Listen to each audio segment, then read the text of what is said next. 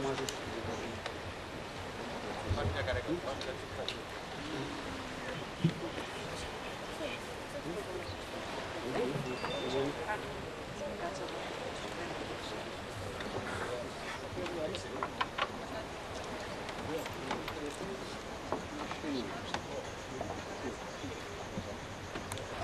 μόνο γιατί έχει κερδίσει ένα βραβείο Νόμπελ, αλλά κυρίως γιατί είναι κλασικό.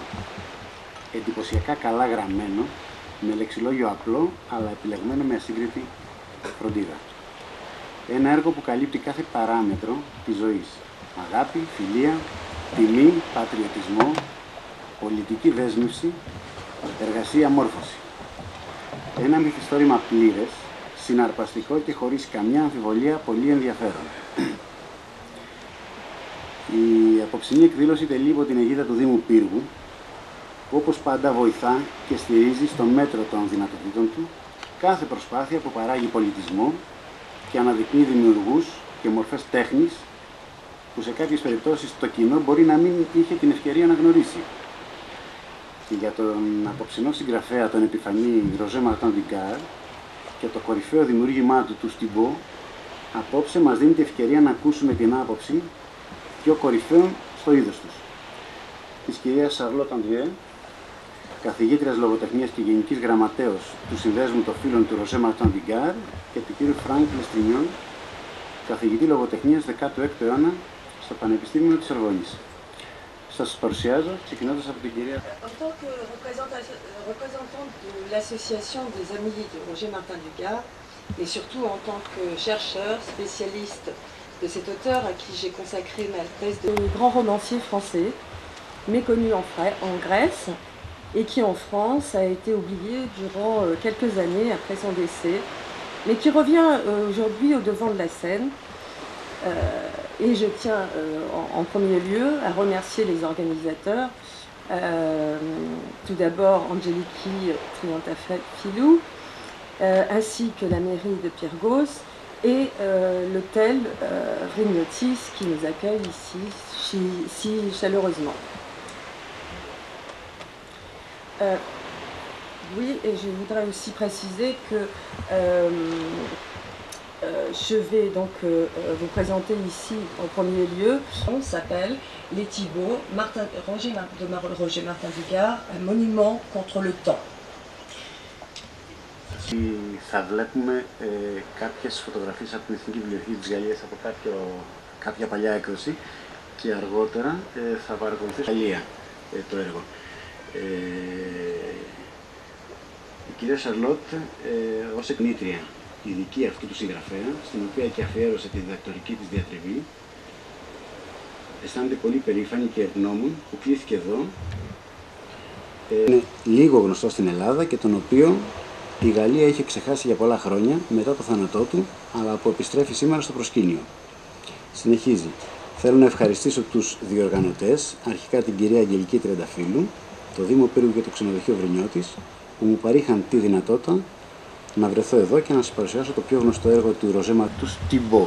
Επίσης, να σας πω ότι ο τίτλος της εργασίας της, την οποία θα παρουσιάσω απόψε, είναι «Η Τιμπό του Ροζέ Μαρτάν Ντουγκάρ», ένα μνημείο, ένα έργο κόντρα ενάντια στον χρόνο, διαχρονικό. Donc, en introduction, je vais d'abord préciser que tout en abordant la jeunesse des Thibauts, je vais essayer de vous montrer comment Roger Martin Dugard a réussi, justement, grâce à cette œuvre, à se créer un monument contre le temps et contre la mort.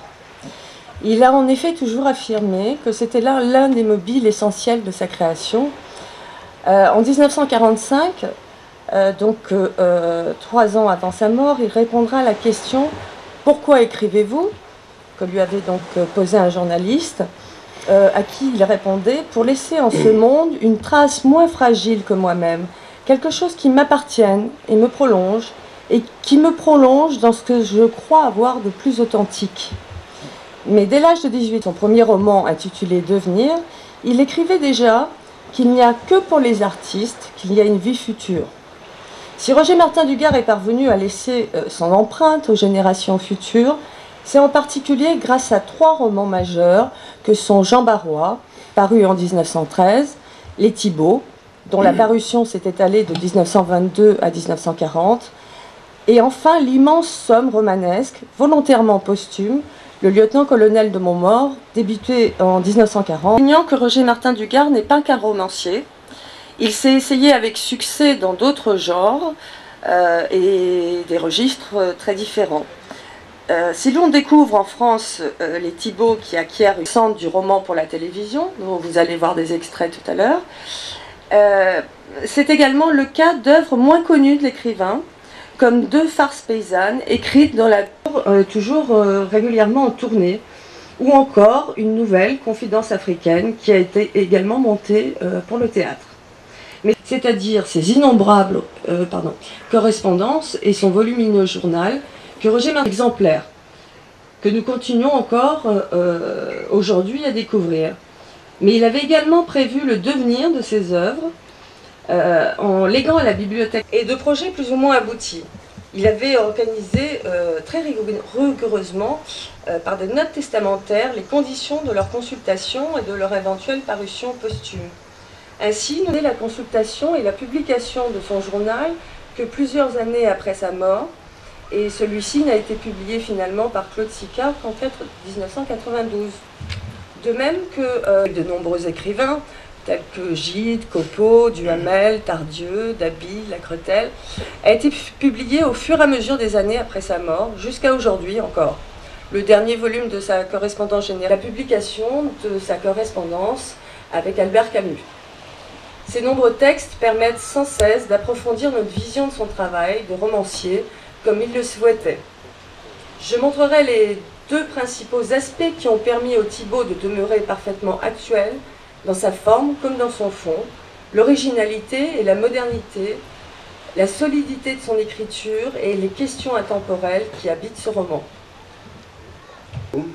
Θα προσπαθήσω να δείξω το πώς ο Ροζέ Μαρτάν du Gard πέτυχε χάρη σε αυτό το έργο να δημιουργήσει ένα μνημείο ενάντια στον χρόνο και το θάνατο.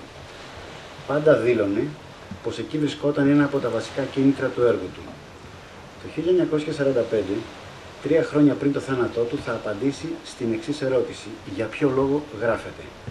Για να αφήσω σε αυτόν τον κόσμο ένα ίχνος λιγότερο εύθραυστο από μένα τον ίδιο, κάτι που να μου ανήκει και που μου δίνει συνέχεια σε αυτόν τον κόσμο, μια συνέχεια αυτού που εγώ θεωρώ ό,τι πιο αυθεντικό. Αλλά ήδη από την ηλικία των 18 χρόνων, που μόλις είχε εκδώσει με δικά του έξοδα στις εκδόσεις Γκρασέ το πρώτο του μυθιστόρημα με τον τίτλο Devenir, που σημαίνει γίγνεσθε, έγραφε